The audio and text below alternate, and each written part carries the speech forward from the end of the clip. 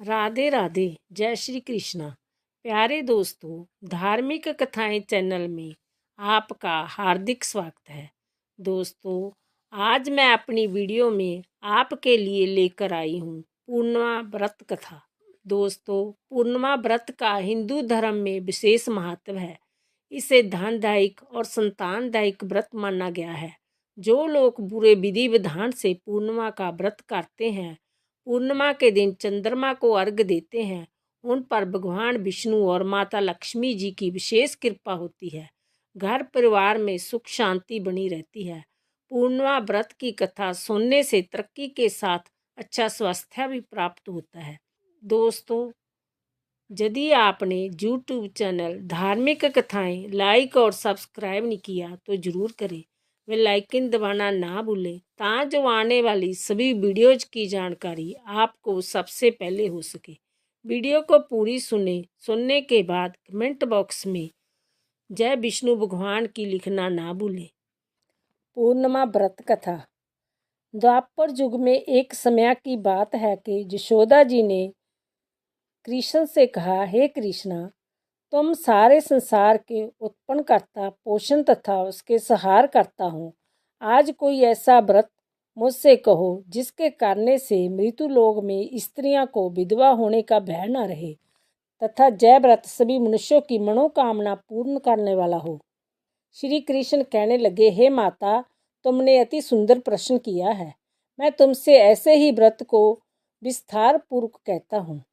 सौभाग्य की प्राप्ति के लिए स्त्रियों को 10 अर्थात 32 पूर्णिमाओं का व्रत करना चाहिए। इस व्रत को करने से स्त्रियों को सौभाग्य संपत्ति मिलती है। जय व्रत अचल सौभाग्य को देने वाला और भगवान शंकर के प्रति मनुष्य मात्र की भक्ति को बढ़ाने वाला है। यशोदा जी कहने लगी, हे कृष्ण, सब प्रथम इस व्रत को मृत्यु लोक में किसने किया था? इसके विस्तार पूर्वक मुझसे कहो। श्री कृष्ण जी कहने लगे कि इस भूमंडल पर एक अत्यंत प्रसिद्ध राजा चंद्रहास से पालित अनेक प्रकार के रत्नों से परिपूर्ण कातका नाम की एक नगरी थी। वहाँ धनेश्वर नाम का एक ब्राह्मण था और इसकी स्त्री और अति सुशीला रूपवती थी। दोनों ही उस नगरी में बड़े प्रेम के साथ रहते थे। घर में धन धान्य आदि की कोई कमी नहीं थी। उनको एक बड़ा दुख था कि उनके कोई संतान नहीं थी, जिस वजह से वह बहुत दुखी रहते थे। एक दिन एक बड़ा तपस्वी जोगी उस नगरी में आया। वह जोगी बाकी सभी घरों से भिक्षा मांगकर भोजन किया करता था, लेकिन उस ब्राह्मण के घर से भिक्षा नहीं मांगा करता था। एक दिन जोगी गंगा किनारे भिक्षा मांगकर प्रेम पूर्वक खा रहा था कि धनेश्वर ने जोगी को जय सब करते देख लिया। अपनी भिक्षा नादर से दुखी होकर धनेश्वर जोगी से बोले, और सभी घरों से भिक्षा लेते हो, परंतु मेरे घर की भिक्षा कभी भी नहीं लेते, इसका कारण क्या है? जोगी कहने लगा कि आपके धर्म हमें इस बात की आज्ञा नहीं देता, क्योंकि अभी आप गृहस्थ जीवन में एक सुख से वंचित हूँ। आपके घर संतान होने पर मैं आपके घर से भी भिक्षा स्वीकार कर लूँगा। उन्होंने कहा कि जिसे संतान नहीं है उसके घर से भिक्षा लेने से मेरे भी पतित हो जाने का भय है। दिनेश्वर जैसा बात सुनकर बहुत दुखी हुआ और हाथ जोड़कर जोगी के पैरों पर गिर पड़ा तथा दुखी मन से कहने लगा कि आप मुझे संतान प्राप्ति के उपाय बताइए। आप सर्वज्ञ हैं, मुझ पर अवश्य ही जय कृपा कीजिए। धन की मेरे घर में कोई कमी नहीं है, लेकिन मैं संतान न होने के कारण अत्यंत दुखी हूँ। आप मेरे इस दुख का हरण कीजिए। जय सुनकर जोगी कहने लगे, तुम चंडी की आराधना करो। घर पहुंचकर उन्होंने जय सारी बात अपनी पत्नी को बताई और खुद वन में चला गया। वन में पहुंचकर उसने चंडी की आराधना की और उपवास भी किया। चंडी ने 16 दिनों उसको सपने में दर्शन दिए और कहा कि हे धनेश्वर, जा तेरे पुत्र होगा, लेकिन उसकी आयु सिर्फ 16 वर्ष होगी। 16 वर्ष की आयु में ही उसकी मृत्यु हो जाएगी। अगर तुम दोनों स्त्री और पुरुष 32 पूर्णिमाओं को व्रत करोगे तो जय दीर्घ आयु हो जाएगा। जितनी तुम्हारी समर्था हो उतने आचे के दिए जलाकर शिवजी का पूजन करना, लेकिन पूर्णमासी बत्ती ही होनी चाहिए। सुबह होते ही तुम्हें इस स्थान के पास एक आम का पेड़ दिखाई देगा। उस पर चढ़कर एक फल तोड़कर अपने घर लेकर चले जाना। अपनी स्त्री को इस बारे में बताना। सुबह स्नान होने के बाद वह स्वस्या होकर शंकर जी का ध्यान करके उस फल को खा ले। तब शंकर भगवान की कृपा से उसको गर्भ हो जाएगा। जब ब्राह्मण सुबह उठा तो उसे उस स्थान पर आम का पेड़ दिखाई दिया और वह उससे फल तोड़ने के लिए ऊपर चढ़ा, लेकिन वह पेड़ पर चढ़ नहीं पा रहा था। यह देखकर उसे बड़ी चिंता हुई। उसने भगवान गणेश की उपासना की और कहा, हे दयानिधे, अपने भक्तों के विघ्नों का नाश करके उनके मंगल कार्य को करने वाले, दुष्टों का नाश करने वाले, रिद्धि सिद्धि देने वाले, आप मुझे इतना बल दे कि मैं अपनी मनोकामना पूरी कर सकूं। इसके बाद वह पेड़ से फल तोड़कर अपनी पत्नी के पास पहुंचा। उसकी पत्नी ने अपने पति के कहे अनुसार इस फल को खा लिया और वह गर्भवती होगी। देवी की कृपा से उसे बहुत सुंदर पुत्र पैदा हुआ। उसका नाम उन्होंने देवीदास रखा। माता पिता के हर्ष और शौक के साथ वह बाल बढ़ने लगा। भगवान की कृपा से बालक बहुत ही सुंदर था, सुशील और पढ़ाई लिखाई में भी बहुत ही निपुण था। दुर्गा जी के कथनानुसार उसकी माता ने 32 पूर्णमासी का व्रत रखा। जैसे ही 16वां वर्ष लगा, दोनों पति पत्नी बहुत दुखी हुए, कहीं उनके पुत्र की मृत्यु ना हो जाए। उन्होंने सोचा कि अगर उनके सामने जय सब हुआ तो वह कैसा देख पाएंगे। तभी उन्होंने देवीदास के मामा को बुलाया और 1 वर्ष के लिए देवीदास को काशी में पढ़ने के लिए भेज दिया। 1 वर्ष के बाद उसे वापस लेकर आ जाना। देवीदास अपने माता के साथ एक घोड़े पर सवार होकर चल दिया। उसके मामा को भी यह बात पता नहीं थी। दोनों पति पत्नी ने 32 पूर्णमासी का व्रत पूरा किया। दूसरी तरफ मामा और भांजा दोनों रात गुजारने के लिए रास्ते में एक गांव में रुके। उस दिन उस गांव में ब्राह्मण की कन्या का विवाह होने वाला था।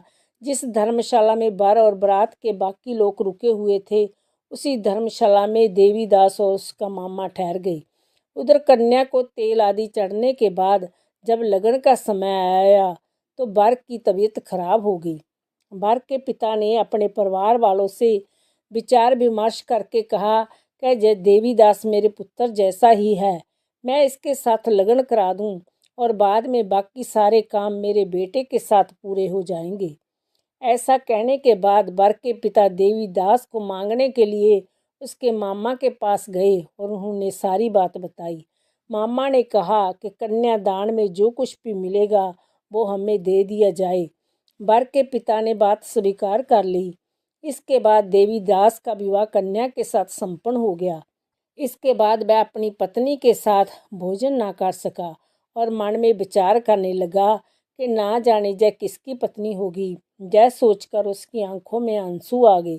तब बंधु ने पूछा कि क्या बात है, आप उदास क्यों हैं। तब उसने सारी बातें पत्नी को बता दी। तब कन्या कहने लगी कि जय ब्रह्मा विवाद के विपरीत है, आप ही मेरे पति हैं, मैं आपकी पत्नी रहूंगी, किसी अन्य की कभी नहीं। तब देवीदास ने कहा, ऐसा मत करिए, क्योंकि मेरी आयु बहुत कम है, मेरे बाद आपका क्या होगा। लेकिन उसकी पत्नी नहीं मानी और बोली, स्वामी जी आप भोजन कीजिए। दोनों रात में सोने के लिए चले गए। सुबह देवीदास ने पत्नी को 4 नगों से जड़ी एक अंगूठी दी और एक रुमाल दिया और बोला कि हे प्रिया, इसे ले लो और संकेत समझकर स्थिर चित्त हो जाओ।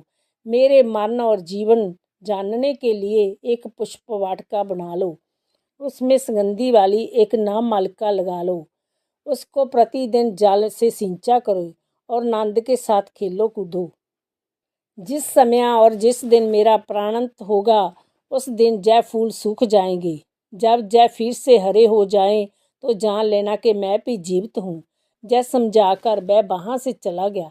इसके बाद जब वर और बाकी बराती मंडप पे आए, कन्या ने उसे देखकर कहा कि जय मेरा पति नहीं, मेरे पति तो वह है जिसके साथ मेरा विवाह हुआ है। इसके साथ मेरा विवाह नहीं हुआ है। अगर जय वही है तो जय बताए कि मैंने इसको क्या दिया है। साथ ही कन्यादान के समय को आभूषण मिले उन्हें दिखाए। कन्या की जय सारी बातें सुनकर वह कहने लगा कि मैं सब नहीं जानता। इसके बाद सारी बारात भी अपमानित होकर लौट गई। भगवान कृष्ण बोले, हे माता, इस प्रकार देवीदास कांसी चला गया। कुछ समय जब बीत गया तो एक सर्प उसको डसने के लिए वहां आया, लेकिन वह उसको काट नहीं पाया क्योंकि उसकी माता ने पहले ही 32 पूर्णिमा का व्रत कर लिया था। इसके बाद खुद काल वहां पहुंचा। भगवान की कृपा से तभी वहां माता पार्वती और भगवान गणेश आ गए। देवीदास को मूर्छित दशा में देखकर माता पार्वती ने भगवान शिव से प्रार्थना की कि हे महाराज, इस बालक की माता ने पहले ही 32 पूर्णिमा के व्रत कर लिए हैं, आप इसको प्राण दो। भगवान शिव ने माता पार्वती के कहने पर उसे प्राण दान दे दिया। उधर उसकी पत्नी उसके काल की प्रतीक्षा कर रही थी। उसकी पत्नी ने जाकर देखा कि पुष्प और पत्थर दोनों ही नहीं है, तो उसको बहुत आश्चर्य हुआ। जब उसने देखा कि पुष्प वाटिका फिर से हरी हो गई तो वह समझ गई कि उसका पति जिंदा हो गया है। इसके बाद वह बहुत ही प्रसन्न होकर अपने पिता से कहने लगी कि मेरे पति जीवित है, उनको ढूंढिए। जब 16वां वर्ष व्यतीत हो गया तो देवीदास भी अपने मामा के साथ कांसी चल दिया। इधर उसकी पत्नी के परिवार वाले उन्हें ढूंढने के लिए जा ही रहे थे। उन्होंने देखा कि देवीदास और उसका मामा उधर ही आ रहे हैं।